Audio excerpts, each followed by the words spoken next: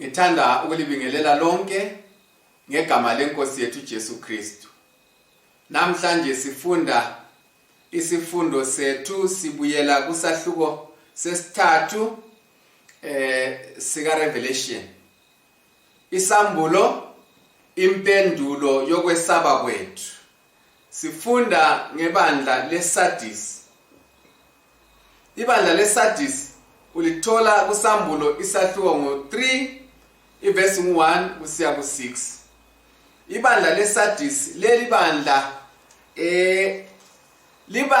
ibandla elalingase ntshonalanga ngathi southern side ezansi kweThyatira. Ibizo lebandla leSardis lilomucho. Umnakano okhona kubalobi, umnakano okhona kuzifundiswa zeBhayibheli yikuthi ibizo leLT Sardis licho ingoma emnandi, a joyful song. Lingacho futhi lokho okusalayo kumbe okuseleyo, that which remains, lokho okusasele kumbe okuseleyo. Lingacho okwesithathu into entsha, something new. So xa ubala ngebandla leSardis ufuna ukuzwisisa woba kwazi ukuthi phakathi kwamabandla ayisikhombisa esambulo lawana esakhulume ngawo izinsuku ezidluleyo, sikhuluma kusukela ebandleni lokuqala ele-Ephesus kusiza kufika khathesi kweleSardis.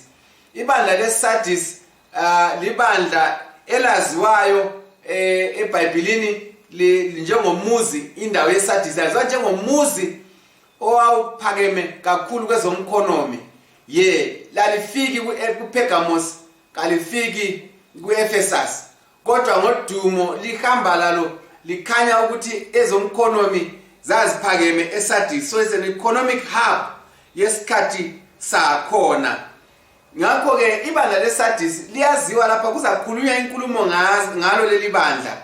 Kulamabala athize engizawabalabala esike sadlula kiwo, angizikuhlala kuwo kakhulu. Kodwa ngifisa ukuthi ngingabala bese sikhuleka. Sengilamukele kulolu hlelo, ngifuna ukubala ngebandla leSardis. Ngithatha iBhayibheli lethu sizafunda isambulo isahluko sesithathu njoba sesichilo. Sizabala iverse lokuqala kusiya kwelesithupha, verse 1 up to 6. Ngivula iBhayibheli isahluko lesi nasi sengifikile. Ngiyafunda ibandla leSardis. To the angel of the church in Sardis write, these are the words of him who holds the 7 spirits of God and the 7 stars. I know your works. You have a reputation of being alive, but you are dead. Wake up, strengthen what remains and is about to die. For I have not found your works complete in the sight of God. Remember, therefore, what you have received and heard. Obey it and repent. But if you do not wake up, I will come like a thief, and you will not know at what time I will come to you. Yet you have a few people in Sardis who have not soiled their clothes. They will walk with me dressed in white, for they are worthy. He who overcomes will like them be dressed in white. I will never blot out his name from the book of life, but will acknowledge him before my Father and his angels. He who has an ear, let him hear what the Spirit says to the churches. Inkosi kayibusise ukufunda kwelizwi layo, asikhuleke nini. Baba wethu osezulwini, siphathise nxa sifunda ngebandla leSardis. Ibandla elikhethekileyo phakathi kwamabandla ayisikhombisa ensukwini zikaJohane uMambuleli. Ibandla leSardis elimele isikhathi se reformation isiphakathi siya ekupheleni. Sengicela ke Nkosi ukuthi usiphe ukuzwisisa ngaleli bandla leSardis okwenzela ukuthi thina esiphila lamhla sizwe lokho okukhuzayo, sizwe ukucebisa kwakho, sibe sesiba ngabakholekileyo, singafuzi imisebenzi oyikhuzayo kodwa sifuze imisebenzi oyikhuthazayo. NgoJesu siyakhuleka. Amen. Ngifisa ukuthi ngifunde ngesindebele ngitolika lapha ibandla leSardis. Kungilosi yebandla leSardis bhala la ngamazwi akhe obambe imoya eyisikhombisa kaNkulunkulu lezi nkanyezi eziyisikhombisa.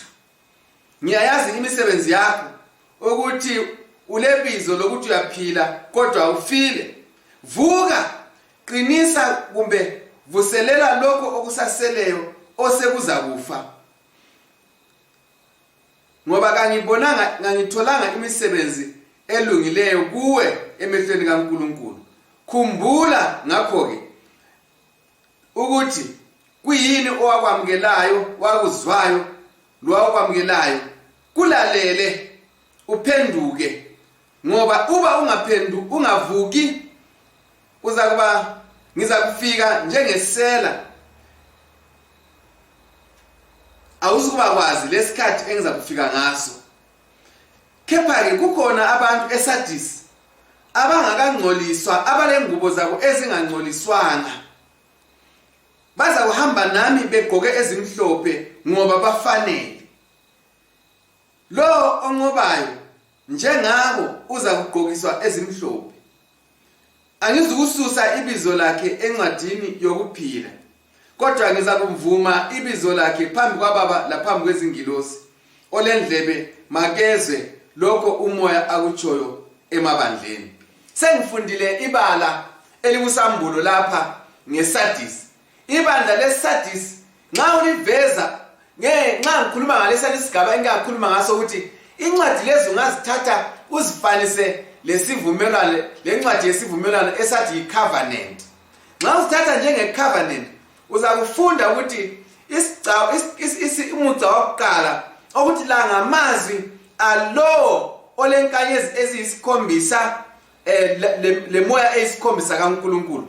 Yikuvezwa ukuthi ngubani okhuluma elaleli bandla, okhuluma o-addressa, ozivezayo, okhuluma laleli bandla, olikhulumisayo, olikhuthazayo, olikhuzayo, olicebisayo. Ngubani okhulumayo? Uthi ngulo olemoya eyisikhombisa. Imoya eyisikhombisa sikhulume ngayo kuSambulo 1. Lenkanyezi eziyisikhombisa sikhulume ngazo kuSambulo isahloko 1. Inkanyezi eziyisikhombisa angithi liyakhumbula izinti leziyana eziyisikhombisa. Izinti zimele amabandla. Inkanyezi eziyisikhombisa zimele izithunywa zamabandla la ayisikhombisa.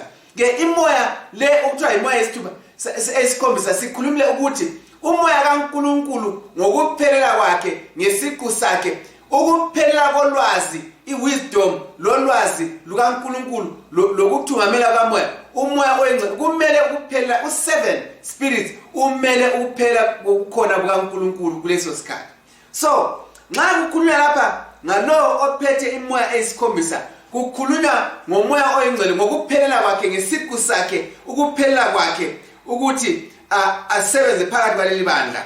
Okhulumayo nguJesu kwangokwakhe, onguye omele ukuphelela kobuNkulunkulu. So nxa ekhuluma lebandla leSardis, ekhuluma ngendaba yezinkanyezi lezi, ekhuluma oziphethe ngesandla, ule control, uqobothile, ubambile iziqobotsho zebandla kuzo zonke izingozi, kakukho ukuphunyukayo. Umoya wakhe obona yonke indawo, umoya wakhe owazi yonke into, umoya wakhe olamandla wonke uqobothile ibandla. Izinkanyezi kumbe izithunywa zebandla leSardis zisesandleni sakhe, kaziphunyuki. Nxa senza okuhle, nxa kuphambaniseka izithunywa zebandla leSardis kakuphunyuki. Sikhulumile ukuthi izithunywa lezi zingamela bona abafundisi bebandla leSardis lelamanye amabandla, zingamela zona izingilosi ezithunyele kulawo mabandla.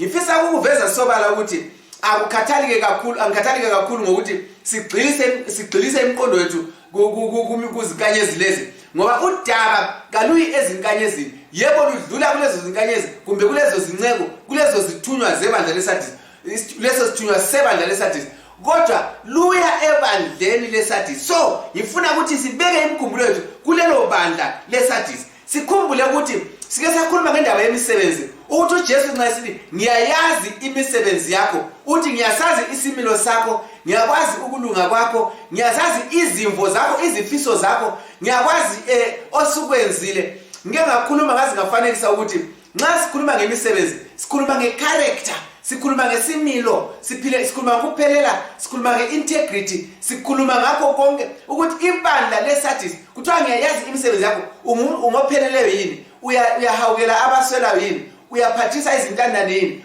uyafinyela abagulayo yini umoya kaNkulunkulu uyalalela ilizwi likaNkulunkulu yini ngoba phakathi kwemisebenzi uyachumayela ivangeli uyiphethe yini iqiniso phakathi kwesimilo somKristu kukhangelelwe ukuthi kubonakale iqiniso kukhangelelwe ukuthi kubonakale izenzo zokulunga kukhangelelwe ukuthi kubonakale ingubo ezimhlophe kukhangelelwe ukuthi kubonakale ukuba msulwa kwelunga linye ngalinye lebandla. So iSardis kuthiwa ngiyayazi imisebenzi yakho ngiyakwazi ukuthi ulebizo ukhanya ulebizo ulodumo sengathi ungokholwayo kumbe ungophilayo you have a name ulebizo ulodumo lokuthi uyaphila kodwa awuphili ufile. So ibandla leSardis kukhulunywa ngalo lapha sakuchasa kancane ukuthi ibandla leSardis lalebizo lokholwayo kodwa lisoleka ngakho khonoko ukuthi lilebizo. Nxa kuthiwa umuntu lebizo lomuntu lokholwayo bese kuthiwa kodwa ufile unxa kuthiwa ulebizo kuthi ukuthi awusikho. You have a name that you are alive. Ulebizo lokuthi uyaphila. Ungazumvele sekhuluma ethi ulebizo lokuthi unje. Kuthi ukuthi kulensolo uthi akhulume futhi awunjalo ufile.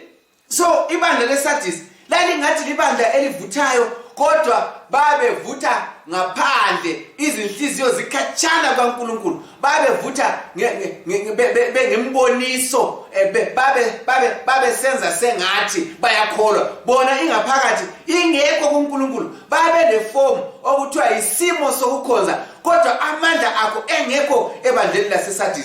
AmaKristu alesisikhathi lawo ayakhuzwa ngaleyo ndaba sisasefika kubandla leLaodikia sizabona ukuthi isiKristu sethu kufanele sibe isiKristu esiphilayo esiqinileyo esibambekayo esilezenzo zokulunga kulesimilo salabo abangamaKristu esitshengisa ukuthi uJesu uyazakala lapha ekhaya. So ibandla leSardis lalisazakala ngokuqhuba sengathi liyakholwa sengathi ngabantu abaphilayo ekukholweni sengathi liyavutha umlilo okubizwa ngesingisi kuthiwa babe ngama-hypocrites abazenzisi. So phakathi kwebandla leSardis lisolwa lapha likhuzwa lapha libanjwa ububi balo kuthiwe yikuba ngabazenzisi benze sengathi bayakholwa bona bengakholwa benze sengathi bayamthanda uNkulunkulu bona bengamthandisisi benze engathi bahamba laye ukuthi umhlaba ophandle ubone ngathi labantu ngabamela uNkulunkulu bona bengammelanga. So uNkulunkulu lapha ukakhulumi kuhle ngaleli bandla uhlaveze sobala uma egcekeni uyaveza uyakhuza uyayala uyacebisa ukuthi lithi lingabaphilayo lilebizo lokuthi liyaphila kodwa lifile lilodumo lokuthi liyaphila kodwa lifile. Ngifuna ukubuza impilo yakho wena njengomKristu ukuthi nxa kukhulunywa lebandla leSardis unjani phambi kaNkulunkulu. Phela kwesinye isikhathi uhambe eChurch kungasiyenga ukuthi nxa siye eChurch ngiright. Kwesinye isikhathi singayenga ukuthi nxa ngeke ngakhuleka ngiright. Singayenga ukuthi nxa ngeke ngabala iBhayibheli ngiright. Singayenga ukuthi nxa ngike ngazila ukudla ngiright. Singayenga ukuthi nxa nginikela iminikelo ngiright. Singayenga into eziningi ngifisa ukukhuluma ukuthi akulanto eyisenzo engaphelisa ukukholwa kwakho. Ukukholwa ifaith kumele kube yikho kupheleleyo ukukholwa kwakho kuNkulunkulu bese kuzala izenzo zokulunga. Akumelanga ukuthi izenzo zibe izezimela ukukholwa. Ukukholwa kumele kuhambe phambili izenzo zizalwe yikukholwa ngoba ukukholwa okungaphakathi yikho kumele kufuqe imithambo yegazi kufuqe ingqondo yokucabanga, kufuqe inhliziyo ukuzwisisa, kufuqe isenzo inyawo ukuthi zihambele umsebenzi kaNkulunkulu, kufuqe izandla ukuthi zibambe okaNkulunkulu, kufuqe umlomo ukuthi uphumisele indebe zakho ziphumisele lokho okaNkulunkulu. Kakumelanga ukuthi umlomo ukhulume phakathi phandle inhliziyo ingatsho njalo, ingqondo zingatshongo njalo. Akumelanga ukuthi amehlo abone inhliziyo ingatshongo, ingqondo zingatshongo. Akumelanga ukuthi izandla zibambe zitshengise ngathi senza usizo kanti inhliziyo kayitsho, ingqondo kayivumanga. Enyawo zingahambela ogulayo kanti inhliziyo kayitsho, ingqondo kazivumanga. So abantu beSardis babekwazi ukuvakatshela abagulayo kodwa bengahambi ngenhliziyo yonke, babekwazi ukupha ukudla kodwa bengaphi ngenhliziyo yokukholwa, babesenza sengathi bayakholwa kanti-ke ukubambisisa iqiniso lakho babesenze ngathi balalo kanti sebebambe imikhuba yabantu. Ibandla leSardis engikhuluma ngalo liyibandla elaliphila ngesikhathi seProtestantism, sekuhlutshukiwe, sekuphume ibandla kuCatholicism, seliphumile ngenxa yokuthi kwase kule formalism yokukholwa. Abantu sebekholwa imikhuba eminingi efana lepenance, ukuthi izono ziyathengwa ungakayibona uhluthenge isono ngizafuna ukuyabulala umuntu ngiqale ngibhadale kumpriest bese siyambulala vele sembhadele isono sokuthiwa sithethelwe. Yikho okwenza kwaba le reformation, kokhala ukuthi purgatory, ukuthi isihlobo sami singafa silezono nyama yokubhadala sengathi isono sesithethele sezizageziswa uzadluliswa emlilweni mbijana chise kancane kasekuba segekela. Izinto ezenza kwaba le reformation, kwabule mkhuba eminingi lesithebe sakhona sasile mhlolo eminingi, zaziningi lezinto lokubuswa kwabantu lokuphathwa kwabantu amaKristu ayengaphathekanga kuhle, babecindezelwa kule abuse eziningi ezabomama, kule abuse eziningi ezabantwana, kule abuse eziningi ezamakholwa, kule abuse eziningi ezabafundisi, kule kwakungaqedakali kusenza. Yikho kwaba le reformation ukuthi abantu baphume kuyehlanjululwa ukukholwa. Ukuthi reformation kutsho inguquko yokukholwa, kakutsho kuphela ukukhipha isembatho esithize ube usugqoka esinye ubusisise ngereformile. Ireformation kumele kuguquke enhliziyweni phakathi, kungaguquka enhliziyweni phakathi kuguquke impilo yona ngokwayo yonke, umuntu avuseleleke, aguquke, aphile njengalokho uNkulunkulu akufunayo. So abantu baseSardis babe ngabantu libandla uNkulunkulu ayekhala ukuthi njengoba selifike kureformation lakhuthazelwa lavuthelwa umlilo wokuphenduka, lo mlilo wokwazi uNkulunkulu, lo mlilo wokuthi baphume ezimfundisweni ezingayisizo, ezixubeneyo, ezingaqondanga, ezokuthengwa kwesono, ezokuthi abantu bayaphuma epurgatory bayele, ezokuthi abafileyo basezulwini, ezokuthi kulama saints abaphila abalama miracle sebefile. Zonezo zinto zonke yizo izinto okwamela abantwana bePergamos abantu beSardis baphume kizo, kodwa bathi sebephumile bafuthelana ngokufunda ama-doctrine okuthiwa izinkolo. Angithi ama-doctrines yizimiso zebandla, ama-fundamental beliefs, izimfundiso ezithize. Baba lemisindo okuthiwa i-controversy over doctrines, kwaphikiswana abantu basethi lokuphikisana kahlupha, basebumba lokho okuthiwa ngama-creeds, okuvumisa lokho okuvunywa ukuthi thina njengamaKristu siyavuma ukuthi uJesu uyumuntu kaNkulunkulu njalo uyingxenye yobuNkulunkulu. Abesithi bebe sibukhulu izimfundiso zonezana abanye bathi ngama-fundamental beliefs, abanye bathi ngama-creeds. Abaningi abathi ngama-fundamental beliefs izinkolo abakukholwayo, izimfundiso zebandla lezana ezingama-fundamental beliefs azifanani lezi okuthiwa ngama-creed. I-creed kayiguquki, kutsho ukuthi naloma umuntu engabala iBhayibheli afica ukuthi kulomnye okuphambanisekileyo ku-creed kuma kunjalo. So abantu laba endaweni yokuthi bavume ukuthi iqiniso thina abantu sibona, sifunda, sizwisisa, sisilele, basebesithi ukuze singaphikisani ase sibumbeni izimfundiso ezingaguqukiyo, ezingasekuba nani lokuthi sesifunde okutsha eBhayibhelini, ezingasekuba nani lokuthi uNkulunkulu selethe ukukhanya okutsha. So ngifuna ukuthi ngikhulume lawe amabandla amanengi esiwaziyo, ama-formal denominations esiwaziyo, i-reformation yamiswa ngama-controversies, izimpikiswano ngezimfundiso zebandla ukuthi abafileyo bangaphi, imithetho igcinwa yonke kumbe kuthini, uKristu wazalwa enyama silo, wazalwa waphila njengomuntu, wahambe wayakufa wavuka yini.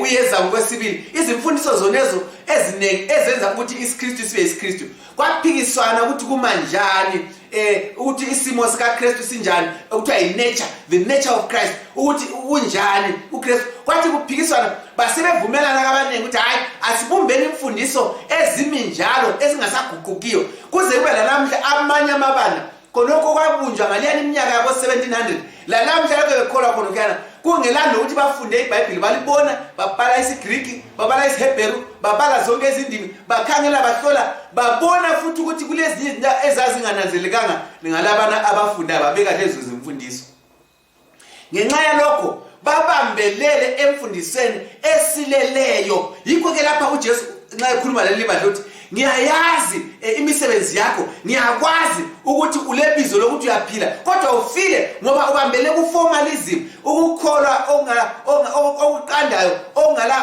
ongachisiyo ngoba ukukholwa lokho kakuhambelani leqiniso eliseBhayibhelini yikukholwa kokuthi ngiyenza umkhuba iformalism yikukholwa komkhuba ukuthi njoba ngihamba echurch njoba ngazalelwe echurch njoba abazali bami bengena lona libandla njoba kuvele kunjalo la ngiyaqhubeka nginjalo kakulando ukuthi ufunde iqiniso elinjani eBhayibhelini ukhonokho kwakuvele kusenziwa yikho kwenza sengathi umuntu okhonza izinto okhonza amadlozi kumbe okhonza izithombe ngoba kade kwakuvele kunjalo kwakuvele kutsho njalo abadala bachiya kunjalo lathi siyakulandela kunjalo noma sibebonile ukuthi kule kuyasilela bayaqhubeka kunjalo yikho kuthiwa iformalism okuthiwa yikwenza imikhuba ongesenani lokukhonza kwaJesu uJesu ke akakuthandi ukukhonzwa okunjalo okwemikhuba okuphongulandela umuntu engathi kaboni ukuthiwa i-following blindly ngesingisi ukulandela umuntu engathi uvalwa amehlo engathi uvalwa indlebe engathi kasela ngqondo zokunakana engathi kasaboni so iSardis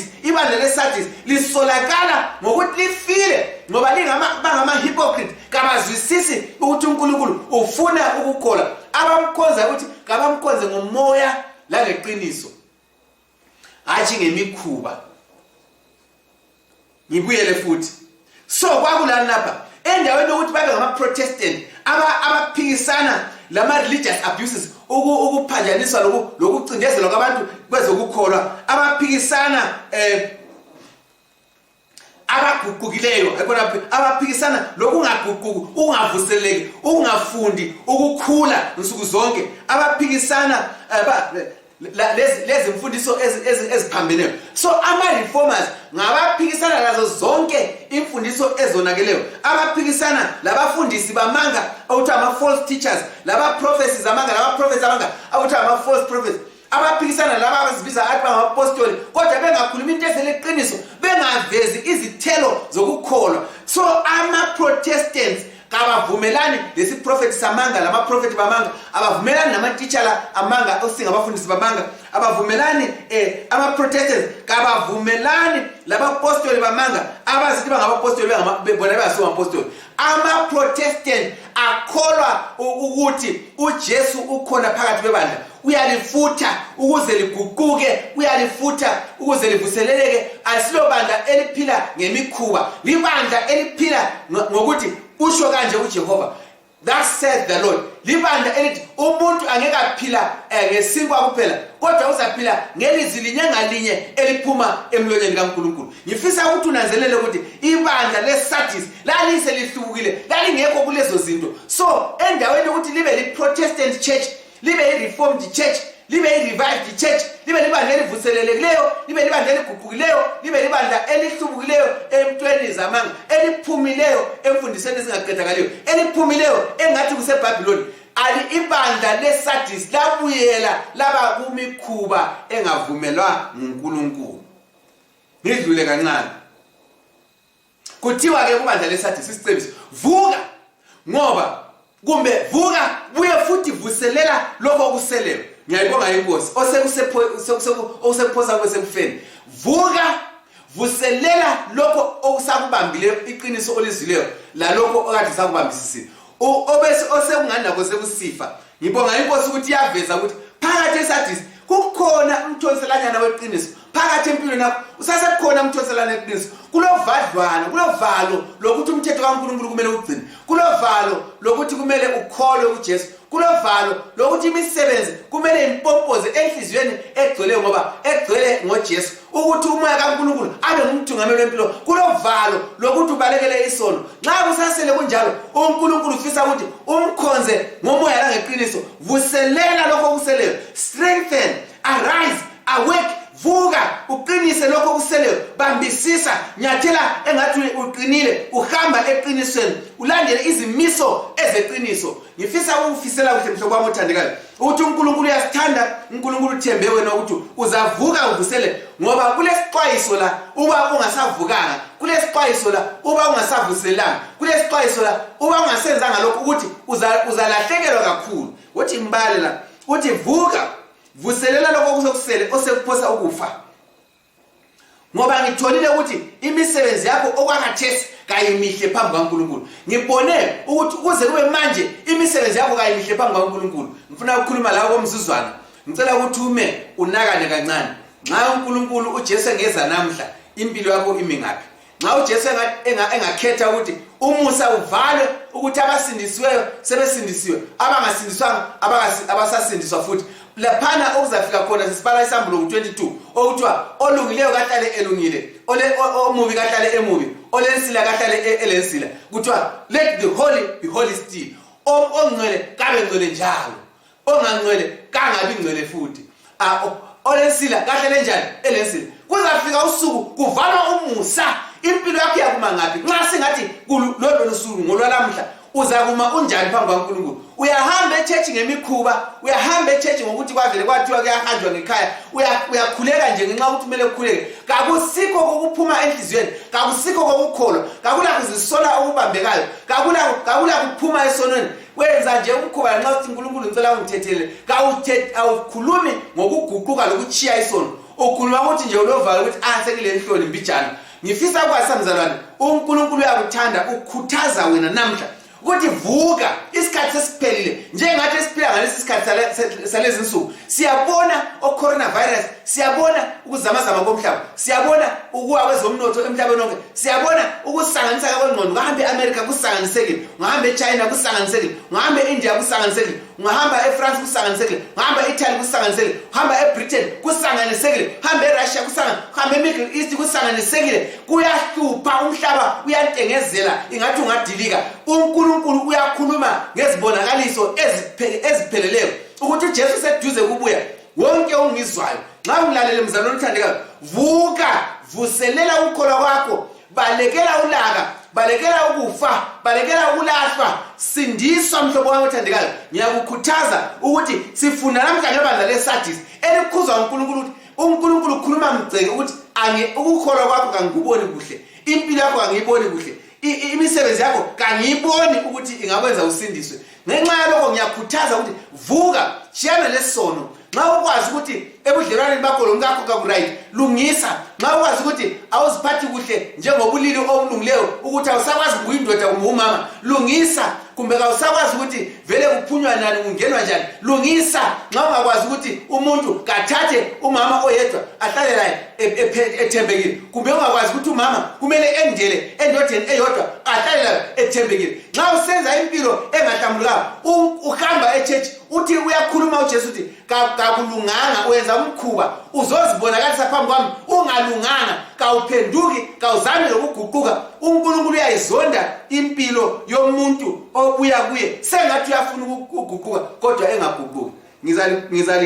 khombela lapha kuMateyu sakhe ngo23 iverse ngo13 usiya ku33 uMateyu 23 verse 13 to 33 angizikwafunda wonke amavesi ngiyenzela ukuthi ubambisise indaba wena uzafunda ngekhaya Mateyu ngo13 ngo23 iverse ngo13 mphinde futhi Mateyu 23 iverse ngo13 usehla ngizafunda nje kafitshane ukwenzela ukuthi sibambisise ukuthi indikimba lapha ithini uverse ngo13 maye kulabo abafundisayo who to you teachers of the law and the Pharisees you hypocrites maye kini bafundisi bomthetho lani bafarisi lina bazenzisi livalela abantu you shut the kingdom of heaven in men's faces livalela umbuso kaNkulunkulu emehlweni abantu liyabacindezela liyavala.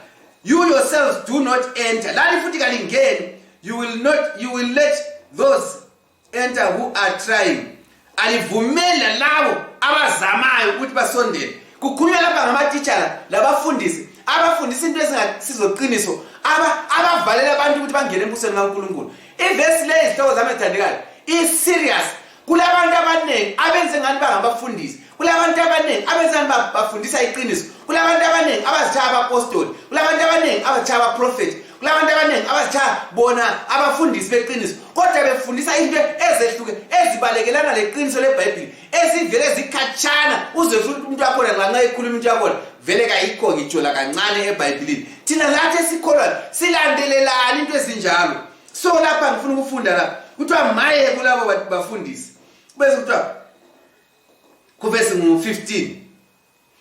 Woe to you teachers of the law and Pharisees, you hypocrites. Yaphinda futhi. You travel over the land and the sea to win a single convert, and when he becomes one, you make him twice as much a son of hell as you are. Liyahamba lidabula umhlaba lisiyale ligada amaframe achina liphendule umuntu oyedwa. Nxa selimphendule liyamguqula ukuthi abe njengo devil, abe indodakazi yegehena, indodakazi yendawo yabalahliweyo, abe azadlule lina ngokuba umuntu onjalo. 16. Woe unto you blind guides, lina bathungameli abangaboni abayiziphofu. Lithi lina nxa umuntu angafunga ngethempeli kakutsho lutho, kodwa angafunga ngegolide lethempeli usebanjwe he is bound by an oath.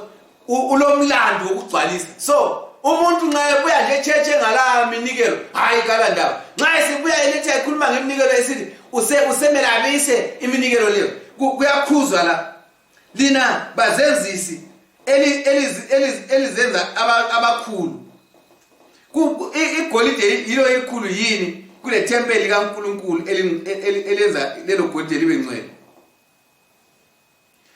Bese uqhubeka lapha ngithe uzofika ku verse 23. Usiyafika ku verse 22 kuthiwa abafunga ngezulu. Verse 23. Woe unto you teachers of the law and Pharisees, you hypocrites, you give a tenth of your spices. Liyanikela into ezinhle lengathi liyakholwa, linikele iminikelo engathi njani emihle engathi liyakholwa, kanti kakunjalo. Uthi yena uNkulunkulu ngithanda umusa, ngithanda ukulunga, ngithanda mina uNkulunkulu ngifuna ijustice, ukulunga, mercy, umusa, faithfulness, uthembeka. Kuyakhuzwa la. Ngabe lizifundise ukwenza ukulunga labantu ngabantu abalomusa, laba ngabakholekileyo kula lokho elikwenzayo ukuthi lize kimi sengathi lilungile lina lingalunganga without lingachiyana. Nxa usuqhubeka ngamavesi la kulesi sahluko uzafunda vele ukukhuluma ngamateacher labafundisi abafundisa izinto ezingayisizo. Ngithanda ukuthi nxa usuka kuMatthew 23 uya kuMatthew 24, uMatthew 24 abe sekhuluma ngezibonakaliso ezokuza zokuphela kwesikhathi. Ngifuna ukulazisa ukuthi into eziyalandelana kuqala abateacher labafundisi labaprofeti bamanga kube sekufika ukuza kwaJesu. Ukuvuseleleka kuqale kwaba lemvuselelo engayisiyo ekhulunywa kuPaul ngokuThesalonika. Kuyaba le false revival, kube lezi mfundiso ezingathi zikuvuselela. Ngithanda ukulazisa izihlobo zami thandeka, kakula mvuselelo as long as iBhayibheli lingalandelwa ngokupheleleyo. Ngime lapho kakathesi ngiqhubeke kwezinye ama-points. Kuyini okwahlupha ibandla leSardis? Kuyini okwahlupha abazalwane ngesikhathi seReformation sisiyaphela? Yikuthi benze lokho kuthiwa yiformalism. Bathathe ama-doctrine kumbe ama-creed babumbe izimfundiso besebenzisa iminakano lemikhumbulo yabo ukuthi lokho oku-right sesimala bavume ukuthi i-science ibe yiyo ethungamela iBhayibheli. So bathatha i-science lemikhuba yabantu ukuthiwa yi-tradition bayifaka phambi kweBhayibheli. iBhayibheli selilandela ngemuva, i-science yesikhamba ithungamela indawo. Yikho ubona indaba zabo Karl Marx, yikho ubona indaba zabo zonke ze-evolution, yikho ubona indaba zonke lezana zingane sezikhona sezikhulunywa ngazo sezikhona la kathesa abantwana bayazifunda sengathi liqiniso kwesinye isikhathi zithathe indawo yeBhayibheli ngoba iscience yathathwa leminakano yabantu kwabekwa phezulu kweBhayibheli kwabekwa phezulu kweqiniso akusadingwa iqiniso leBhayibheli so ulandela iscience so ulandela iminakano yabantu so ulandela ama views lemibono yabantu ngithanda ukuthi uJohn Zalothandekayo yikho okwaphambanisa ibandla ngesikhathi seSadis la khathesi iscience iyathathwa ibekwe phambili kweBhayibheli iscience ibekwe phambili kwelizwi likaNkulunkulu eliminakano yabantu ibekwe phambili kwelizwi likaNkulunkulu lemikhuba ebunjwe ngamabandla ibekwe phambili kwelizwi likaNkulunkulu uNkulunkulu angasalalelwa kusukela eBhayibhelini alalele kusukela kuloko okuthiwa ngabafundisi alalele kusukela kuloko okuthiwa libandla alalele kusukela kuloko okungathiwa ngama scientists kumbe okuthiwa uHulumende uNkulunkulu nguye kumele alawule indlela akhonzwa ngayo hayi ibandla hayi uHulumende hayi iscience hayi zonke izinto so kathesa abantu bakhola ku natural science ukuthi uNkulunkulu wadala umhlaba ingxenye yakhe ukuthi wawudala wawuchiya usebenza so umhlaba uyazisebenzela independently from God awusadingi lutho kuNkulunkulu sesingacabanga sibone senze njani sesingathi ukuthi lokho umzimba ungasetshenziswa njani sesingathi ukuthi amehlo singasebenza njani konke abantu abasamlaleli uNkulunkulu kanti ngikhuthaza namhla njengokukhuluma kaJesu ebandleni leSadis asibuyeleni ku-old time religion asibuyeleni eBhayibhelini asibuyeleni kuziqondiso eziliBhayibheli kumavesi yinye ngayinye enye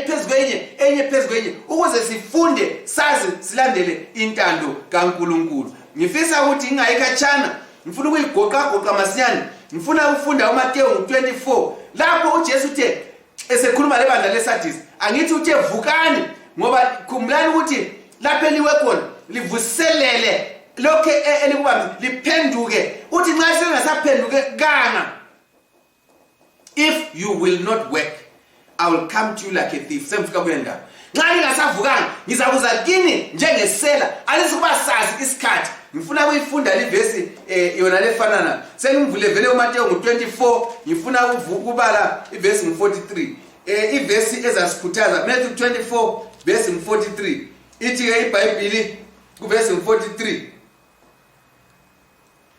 kodwa zisisani lokho uba umnikazi wendlu ebengaba kwazi isikhathi sobusuku isela elizafika ngaso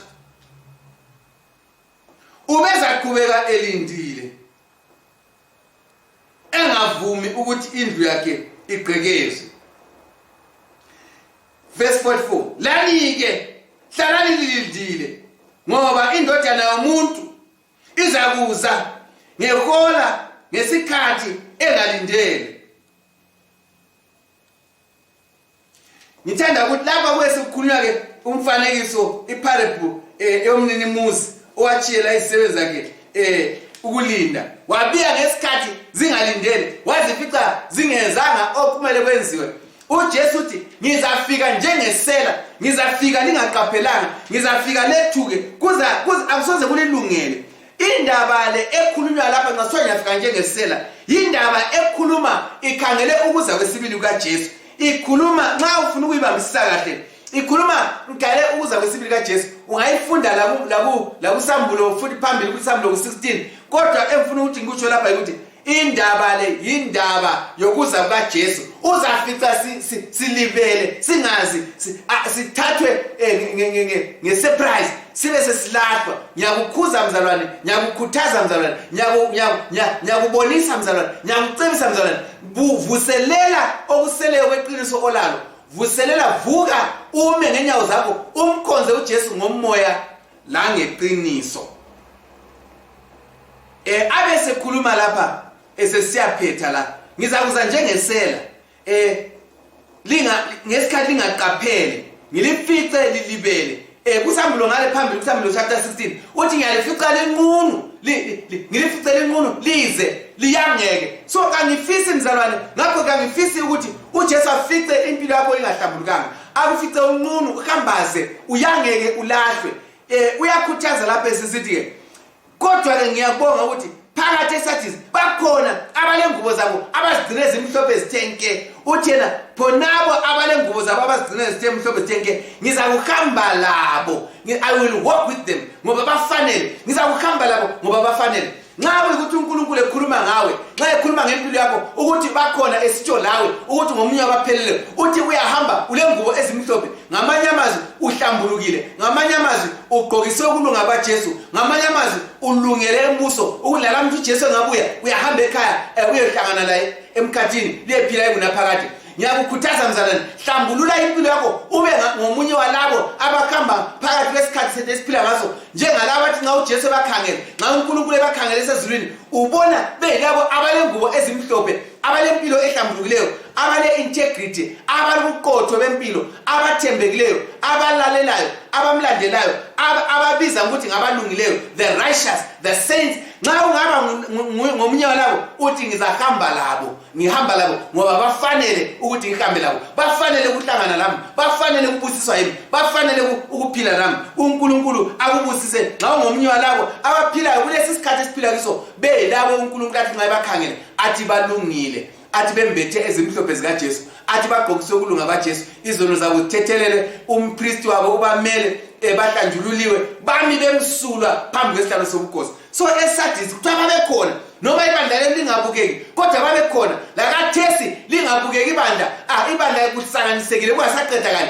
bakhona abahamba ngokukholwa labaqotho, woba ingxenye yabaqotho, woba ingxenye yabakholwayo, woba ingxenye yabangcwele, woba ingxenye yamaqhawe awukukholwa. Indaba yethu iphela lapha, ithi iphela ngale indima. Angizukufika lapha ukuthiwa lokho umoya olendlebe makezwe lokho umoya kutsho, kodwa ngifuna ukufika lapha ngicine lapha ngezibusiso zaleli bandla. Uthi yena lo onqobayo ngizakumgqokisa ingubo emhlophe, lebizo lakhe ngizakugcina, angikulisusa encwadini yokuphila, ngizakulivuma ibizo lakhe phambi kwaBaba laphambi kwezingilosi. Ngifuna ukucina ngona livesi abese qeda isithi olendlebe makezwe lokho umoya ukutshona emabandleni. Ngifuna ukucina ngevesi onqobayo, the victor, lo okukhulela isono, lo okukhulela imikhuba yomhlaba, lo olwisana lesitha anqobe.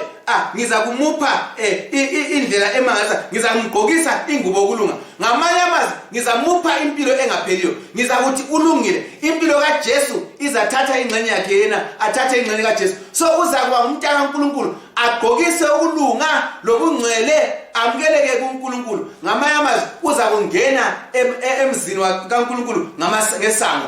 He will be ushered into heaven. Lo muntu ibizo lakhe uthi angikulichicha encwadini yokuphila. Ngamanye amazwi onganqobiyo, ongavuselelekiyo, ongasukiyo emkhubeni, ongasukiyo ukuba ngumzenzisi, ongalaleliyo uNkulunkulu, ongafundiyo iBhayibheli, azibalele, alizwisise, alilandele, uthi ngizayichicha ibizo lakhe encwadini yokuphila. Noma kathi ungathi uyakholwa, noma kathi ungathi uyamazi uJesu, noma kathi ungathi ubhaphathiziwe, noma kathi ungathi njani, uthi ngizalichicha ibizo ngoba kawungilandele ngeqiniso. Uthi yena uJesu uyakuzonda kuMateyu 10, uthi beza kimi ngendebe zomlomo kodwa inhliziyo zabo zikhatshana nami. kuMateyu 10 uthi inhliziyo zabo zikhatshana nami kodwa bayabuya bengathi bathi inkosi inkosi. Uthi akayisibo bonke abathi inkosi inkosi abazabona umbuso wezulu. Uthi abazenzisi uyabazonda uJesu, uzabaxotsha athi khambani phela lisebenzela khona. Angizange ngibe lazi, hayi khona ngike ngabalazi laselilahleka, angizange vele ngila bathi sikhipha amadimoni ngebizo lakho, senzele ngebizo lakho, sikhambile sakunika abagulayo, sabe savakatshela ezibhedlela, sabe uthi kangizange vele ngibe lazi. Ngicela mzalwane othandekayo ukuthi ungavumi ukulahlekelwa impilo yakho wena usemnyango wezulu. Ungavumi ukulahlekelwa ukukholwa kwakho wena uvele usemnyango wezulu. Ungavumi ukubizwa njengomuntu ongaziwayo wena uvele uke waziwa. Ngiyakukhuthaza, ngiyakukhulekela, ngiyakubongela ukuthi uNkulunkulu uthi ngizamvuma phambi kwaBaba laphambi kwezingilosi. Ilibala lami lokugcina le, ngizamvuma phambi kwaBaba laphambi kwezingilosi. Kuyini okwenza uJesu athi ngizamvuma phambi kwaBaba laphambi kwezingilosi? UJesu wabe wazosifela ukuze abe ngummeli wethu, abe ligqwetha lethu, abe liqhawe lethu, abe ngumpristi wethu omkhulu. Ngifisa ukuthi ngikukhumbuze ungabala encwadi kaJohane 1 John